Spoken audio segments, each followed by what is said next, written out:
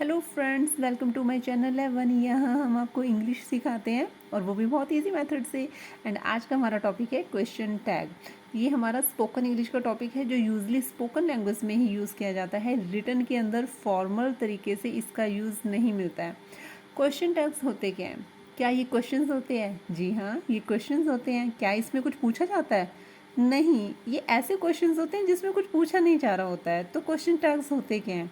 Video के and तक ज़रूर बने रहिए। इस क्यूरियोसिटी को बनाए रखिए कि क्वेश्चन टैग क्या होता है। स्टार्ट करते हैं एक बहुत ही ब्यूटीफुल सेंटेंस के साथ।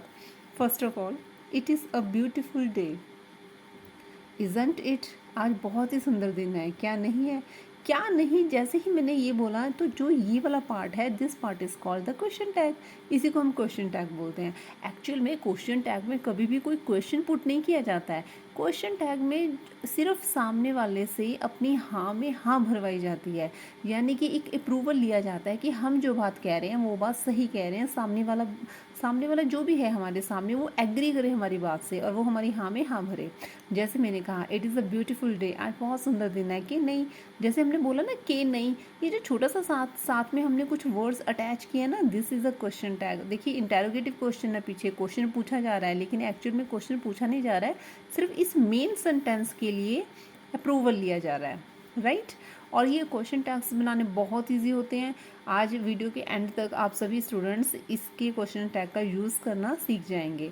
अगला सेंटेंस देखिए, ही इज़ योर अंकल। वो तुम्हारे अंकल है ना? इजंट ही, या नहीं, या नहीं है। तो इजंट ही जो हमने यहाँ पे यूज़ किया है, ये हमारा क्वेश्चन टैग है। ये जो क्वेश्चन टैग का जो टॉपिक है ना, ये सिर्फ बोलने में ही यूज़ किया जाता है।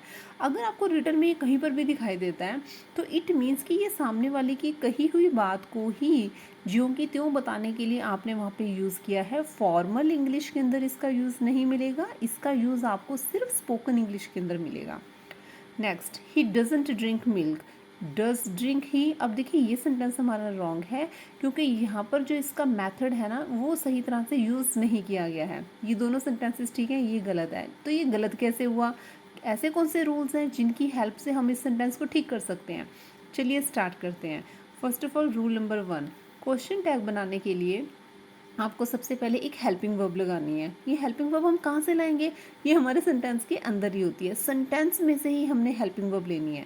सेकंड, उसके बाद हमने नॉट लगाना है। अगर आपका सेंटेंस पॉजिटिव है, अफर्मेटिव सेंटेंस है, पॉजिटिव है, तब तो हम नॉट लगा देंगे।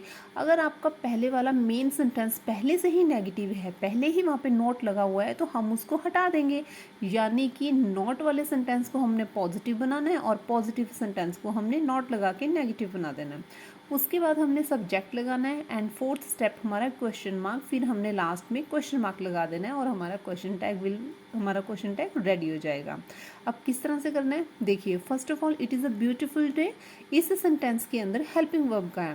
मैं ऑलरेडी अपने सारे स्टूडेंट्स को बता चुकी हूँ is am are was were, लेकिन इसके ऊपर मैं एक अलग से भी वीडियो बना दूंगी। छोटी छोटी वीडियोस मैं अपलोड करूँगी ताकि आपके लिए ये टॉपिक समझना और ज़्यादा ईजी हो सके। तो फर्स्ट ऑफ ऑल, इज़ हमारी हेल्पिंग वर्ब है, सो दैट्स वाई देखिए कोमा लगा के मैंने यहाँ पे इज़ लगाया। यहाँ पे फुल स्टॉप नहीं आएगा, सेंटेंस हमारा खत्म नहीं हुआ है, कोमा आएगा।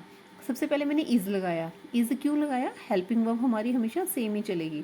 उसके बाद नॉट। नॉट हमारा लगता है अगर आपका सेंटेंस पॉजिटिव है तो हमने नॉट लगा दिया। अगर ये पॉजिटिव नहीं होता तो नॉट होता, तो फिर हम यहाँ पे हटा देते। अब इज़ नॉट को हम इजंट बोलते हैं। ये होती है हमारी कॉन्ट्रैक्टेड फॉर्म। मेरी पिछली वीडियो लेक्चर के अंदर मैंने आपको कॉन्ट्रैक्टेड फॉर्म्स के बारे में बताया था। And if you have not watch yet, अगर आपने वो अभी तक नहीं देखी है तो काइंडली वॉच दैम, पहले आप उसे देख लीजिए। हेल्पिंग वर्ब के बाद हमने नॉट लगाया, देन सब्जेक्ट। इस सेंटेंस के अंदर हम डे के बारे में बात कर रहे हैं, हमारा सब्जेक्ट इट है, हमारा सब्जेक्ट यहाँ पे इट है, तो हमने यहाँ पे इट का यूज़ किया, तो हमारा ये सेंटेंस बन जाएगा, क्वेश्चन टैग बन जाएगा, isn't it, it is a beautiful day, isn't it, he is your uncle, isn't he. अब यहाँ पे इट नहीं लगा सकते ना, क्योंकि ही हमारा सब्जेक्ट है। जो भी हमारा सब्जेक्ट है ना सेंटेंस के अंदर, हमने वही सब्जेक्ट लिख देना होता है, अपनी तरफ से कुछ भी नहीं लगाना। यानी कि जो आपका मेन सेंटेंस है, मेन सेंटेंस में से ही आपने बस कुछ उठाना है, उसको प्रॉपर सीक्वेंस में लगाना है एंड आपका क्वेश्चन टैग तैयार हो जाएगा। अब आगे देखिए, रूल नंबर 1 ऑलरेडी मैं आपको एक्सप्लेन कर चुकी हूँ, you will help me, you will help me. अब इस सेंटेंस, इस रूल के अकॉर्डिंग सबसे पहले हमने हेल्पिंग वर्ब लगानी है। हेल्पिंग वर्ब क्या है इसके अंदर? इसमें हेल्पिंग वर्ब है विल। तो हमने क्या किया, सबसे पहले अब वांट यू का कन्फ्यूज़न अगर आपको आ रहा है तो आप कॉन्ट्रैक्टेड फॉर्म वाली वीडियो ज़रूर देखिए, क्योंकि उसके अंदर एक्सप्लेन किया गया है कि किस तरह से विल नॉट को हम कॉन्ट्रैक्टेड फॉर्म में वांट बोलते हैं। अब ये WANT वांट नहीं है, तो यहाँ पे आप इसको समझने के लिए आसान, आपके लिए और आसान बनाने के लिए मैं यहाँ पे विल ही लगा देती हूँ, right. You will help me, तो सबसे पहले हेल्पिंग वर्ब लगानी है, हेल्पिंग वर्ब विल है, यहाँ पे मैंने विल लगाया एंड देन नॉट। अब आपको ये देखना है कि क्या इस सेंटेंस में नॉट है, नॉट नहीं है, नहीं है तो हम लगा देंगे और अगर है तो हम हटा देंगे, अपोजिट करना है। नहीं है तो देखिए मैंने लगा दिया विल नॉट। अब उसके बाद लगाना है सब्जेक्ट। सब्जेक्ट कौन होता है, काम को करने वाला, जो उस सेंटेंस या जिसके बारे में बात हो रही है, यू, तुम्हारे बारे में बात हो रही है, यू हमारा सब्जेक्ट है, तो हमने यहाँ पे लगाया will not you and then question mark. देखो विल नॉट यू, इसको और ज़्यादा कॉन्ट्रैक्टेड फॉर्म में अगर हम बोलेंगे तो हम बोलेंगे want you, right. You will help me, तुम मेरी मदद करोगे, नहीं करोगे। जब इस तरह से हम बात करते हैं तो सामने वाला बोल ही देता है नहीं नहीं ऐसी क्या बात है, हम आपकी मदद करेंगे। तो इस तरह से हमने सामने वाले से हाँ में अपनी बात की हाँ में हाँ भरवाई। He has done his work according to rules. सबसे पहले हेल्पिंग वर्ब, हेल्पिंग वर्ब कौन सी लगेगी, जो दी हुई है ऑलरेडी हमारे पास है, हमने वही लगानी है, helping verb has. And then इसमें आपको कहीं पर भी नोट नहीं लग रहा होगा, ये हमारा पॉजिटिव है। पॉजिटिव है तो हम उसको नेगेटिव बना देते हैं, और अगर सेंटेंस आपका नेगेटिव है तो उसको पॉजिटिव बना देते हैं। अब ये पॉजिटिव सेंटेंस है तो मैंने यहाँ पे नोट लगा दिया, ही has done his work, has not ही। अब सब्जेक्ट लगाना है, सब्जेक्ट ऑलरेडी दिया हुआ है ही एंड देन क्वेश्चन मार्क। देखिए हम क्वेश्चन टैग्स का यूज़ करते ही इसलिए हैं ताकि जो भी हम बातचीत कर रहे हैं हम अपनी बातचीत को और ज़्यादा प्रभावी बना सकें। जब हम सामने वाले से रिस्पॉन्स चाहते हैं, सामने वाले से जब हम अप्रूवल चाहते हैं, तो हम इस तरह के वर्ड्स का यूज़ करते हैं, राइट। नेक्स्ट, इन इम्पेरेटिव सेंटेंसेस, इम्पेरेटिव सेंटेंसेस के अंदर आपने हेल्पिंग वर्ब जो भी आपको दी हुई है, कई बार इम्पेरेटिव सेंटेंसेस के अंदर क्लियर नहीं होता है कि किस हेल्पिंग वर्ब में सेंटेंस हमारा बना हुआ है।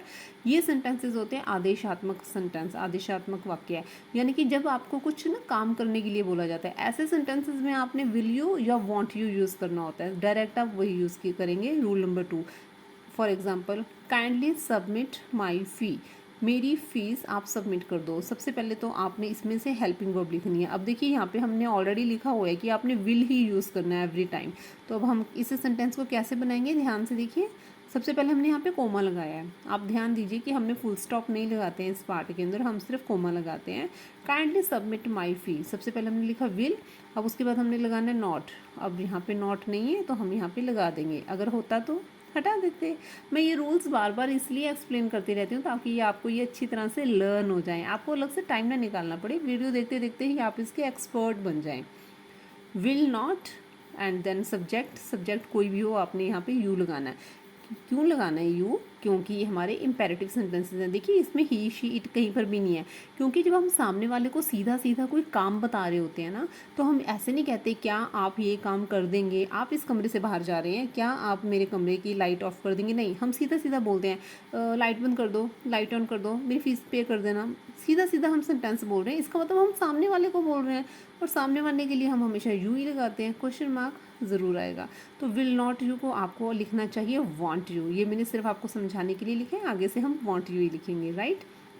आगे देखिए, please give me pen, please मुझे पेन दे दीजिए। अब इसको हम कैसे लिखेंगे, प्लीज़ गिव मी पेन। सबसे पहले हमने क्या लिखना है, इसमें हेल्पिंग वर्ब हमारी विल ही आएगी, और पॉजिटिव सेंटेंस है तो ये हमारा नेगेटिव में चेंज हो जाएगा, तो विल के साथ नॉट लगा देंगे, और विल के साथ जब हम नॉट लगाते हैं ना तो हम उसको बोलते हैं want you.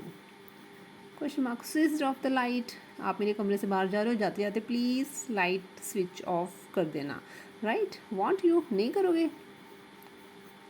Want you, right. तो पॉजिटिव को नेगेटिव में बनाना है, नेगेटिव को पॉजिटिव में बनाना है, तो rule number 1 and rule number 2, ये 2 रूल्स हमारे कंप्लीट हो चुके हैं।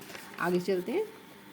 आगे देखिए, ये मैंने ना यहाँ पर भी आपके लिख दिए सो दैट कि जब आप यहाँ पे कुछ भी चेंजेस कर रहे हो सेंटेंसेस को तो आपके लिए और ज़्यादा इजी हो जाएगा। फर्स्ट ऑफ ऑल हमने हेल्पिंग वर्ब लगानी है, नोट हमारा ऑप्शनल होता है, अगर है तो हमने हटाना है, अगर नहीं है तो लगाना है, subject and then question mark. Negative words are few, little, hardly, rarely, seldom, ये बहुत इंपॉर्टेंट है हमारे लिए, क्योंकि देखिए मैंने अभी अभी आपको बताया कि अगर आपके पास नॉट है तो आप वहाँ पे हटा देंगे, लेकिन अगर नॉट नहीं है तो लगा देंगे। अब इस सेंटेंस के अंदर नॉट आपको नहीं मिलेगा। कुछ सेंटेंसेस हमारे ऐसे होते हैं जिनके अंदर नॉट नहीं होता लेकिन वो फिर भी नेगेटिव होते हैं। कौन से होते हैं वो words? I have already explain you, few, little, hardly, rarely, seldom. ये सारे वर्ड्स ऑलरेडी नेगेटिव होते हैं। इसमें ना कहीं इनके मीनिंग में नोट पहले से ही होता है। तो अब आपने ये नहीं देखना कि यहाँ पे नोट होना चाहिए। अगर आपके सेंटेंस में कहीं ना कहीं नोट मीनिंग में भी आ रहा है तब भी आपने वहाँ पे नहीं लगाना, हटा देना है, क्योंकि अकॉर्डिंग टू रूल अगर लगा हुआ है तो हमने हटाना है। अब यहाँ पे दिखेगा तो नहीं लेकिन कहीं ना कहीं है, right. We have no change, we have no change, हमें कोई चेंज नहीं मिला। अब देखिए इसमें आप कहीं ना कहीं कह सकते हो कि नो या नोट लगभग सेम है तो है। अब हम इसको हमने कैसे बनाना है? सबसे पहले तो हेल्पिंग वर्ब लगानी है। अब हेल्पिंग वर्ब क्या है? यहीं से उठाओ, हेल्पिंग वर्ब है हैव, तो हमने लगाया हैव। हैव के बाद अब हमने नॉट नहीं लगाना क्योंकि ऑलरेडी नो लगा हुआ है। We have no change, already no लगा हुआ है तो नहीं लगाएंगे। एंड देन हमने लगाना सब्जेक्ट, सब्जेक्ट है we have, we. And then interrogative, it is rarely found. It is rarely का मतलब होता है ये बहुत मुश्किल से मिलता है। मुश्किल मतलब इसमें कहीं ना नहीं आ गया। तो अब हम इसको ऐसे नहीं बनाएंगे इज़ नॉट इट, नहीं। तो नॉट तो इसके अंदर आ गया ऑलरेडी, क्योंकि यहाँ पे हमने बताया था कि रेयरली, सेल्डम, कभी कभार, हार्डली। हार्डली का मतलब होता है मुश्किल से, फ्यू और लिटल, ये भी इनका भी मतलब होता है कुछ, कि जो इस टाइप के वर्ड्स आते हैं ना ये नेगेटिव, इनके अंदर नॉट वर्ड ऑलरेडी लगा हुआ होता है, नेगेटिव वर्ड्स होते हैं। It is rarely found. अब हम इसको बोलेंगे, हेल्पिंग वर्ब उठाएंगे सबसे पहले। हेल्पिंग वर्ब है इज़, एंड देन नॉट लगाने की ज़रूरत नहीं है, इज़ इट। ये हमारा क्वेश्चन टैग बन गया। I have little money, I have little money, have I, interrogative, right. तो अब आपने ये नहीं देखना कि यहाँ पे तो नोट नहीं था तो हमने यहाँ पे भी नोट हमें लगाना चाहिए था, नहीं, यहाँ पे नोट है इसलिए हमने यहाँ पे नहीं लगाया, ठीक है। रूल नंबर 3 कि आपको नेगेटिव वर्ड्स का ध्यान रखना है। Next rule number 4, a few, a little और पॉजिटिव वर्ड्स। ये मेरे एक वीडियो में मैंने आपको पहले भी एक्सप्लेन किया था कि जब तो आता है फ्यू अकेला, फिर ये होता है नेगेटिव वर्ड्स, लेकिन अगर फ्यू के साथ सिर्फ ए, एक सिंपल अगर एक लेटर भी लग जाता है ना ए, फिर ये पॉजिटिव बन जाता है। इन दोनों के अंदर क्या डिफरेंस होता है? फ्यू और अ फ्यू के अंदर दोनों में से ए फ्यू हमारे पास पॉजिटिव होता है और फ्यू का मतलब होता है नेगेटिव, कुछ नेगेटिव, और अ फ्यू का मतलब कुछ पॉजिटिव। मैं आपको इसको बहुत ही एक अच्छे से एग्जांपल के साथ समझाती हूँ, आप लाइफ में कभी नहीं भूलेंगे। देखिए जैसे फ्यू होता है, फ्यू का मतलब होता है कि नेगेटिव में हमने इसका यूज़ करना है। अगर मान लीजिए आपका कोई फ्रेंड आपसे पैसे मांगता है कि उसको मीन्स की मूवी देखने के लिए जाना है, तो आप कहोगे कि अच्छा मेरे पास 200 रुपीज़ है, तो आप बोलोगे नहीं मेरे पास तो पहले से ही थोड़े से हैं, मैं नहीं दे सकता। आपके पास 200 रुपीज़ हैं, लेकिन एक मूवी देखने के लिए कि अगर आप ये बताना चाहते हैं कि नहीं यार मेरे पास मूवी देखने के लिए पैसे नहीं है, तो आप बोलोगे फ्यू। आप वहाँ पे कुछ करेंगे, लेकिन क्योंकि हम मनी के लिए बात कर रहे हैं तो फिर मनी के लिए हम लिटल यूज़ करेंगे। कॉन्सेप्ट तो देखिए दोनों का सेम है, लिटल और अ लिटल, ये फ्यू और अ फ्यू की तरह ही है। दोनों में डिफरेंस सिर्फ ये होता है कि जो ये होता है ना लिटल, ये सिर्फ हमारे पास काउंटेबल के लिए यूज़ होता है, और फ्यू लिटल अनकाउंटेबल के लिए यूज़ होता है, और जो फ्यू होता है ये काउंटेबल के लिए यूज़ होता है। अब किस तरह से? अ लिटल यानी कि मेरे पास कुछ है, आपके फ्रेंड ने आपसे पैसे मांगे तो आपने बोला आई हैव लिटिल मनी, मेरे पास सिर्फ थोड़े से ही पैसे हैं, मैं तुम्हें मूवी के लिए पैसे नहीं दे सकता। और दूसरी तरफ आपके किसी फ्रेंड को अगर चोट वगैरह लग जाती है कहीं पे, तो आप उसको कहते हो अरे नहीं पहले आप डॉक्टर के पास जाके इंजेक्शन वगैरह लगा लो, घबराओ मत, मेरे पास कुछ पैसे हैं। आप देखिए आपके पास वॉलेट नहीं है लेकिन थोड़े बहुत अगर पैसे हैं तो आप डॉक्टर के पास जाना प्रेफरेंस करोगे, तो आप बोलोगे ये चीज़ कि नहीं नहीं घबराओ मत, मेरे पास कुछ पैसे हैं। 200 रुपीज़ मूवी के लिए आप बता रहे थे कि आपके पास नहीं है, लेकिन डॉक्टर के पास जाना है आपको, सिंपल से अगर एक पट्टी भी करवानी है तो आप बोलेंगे कि बैंडेज का काम है, कोई बात नहीं मेरे पास पैसे हैं। तो वहाँ पे आप यूज़ करेंगे अ लिटल। लिटल मीन्स नहीं है। चाहे सेंटेंस हिंदी में ना देखने में आपका बिल्कुल सेम लगेगा, मेरे पास 200 रुपये हैं, और जब आप यहाँ पे बोलोगे तो नहीं नहीं मेरे पास 200 रुपये हैं, यहाँ पे आपका होने की तरफ फोकस जाएगा, right. I have read a few books, मैंने कुछ बुक्स पढ़ी हैं, ठीक है। अरे नहीं नहीं मैंने इस टॉपिक के ऊपर कुछ बुक्स पढ़ी हैं। फ्यू हमेशा हमारा नेगेटिव होता है, अ फ्यू हमारा पॉजिटिव होता है। ये इन दोनों के अंदर डिफरेंस होता है। दोनों के अंदर सिमिलरिटी क्या होती है कि दोनों ही काउंटेबल के लिए यूज़ होते हैं।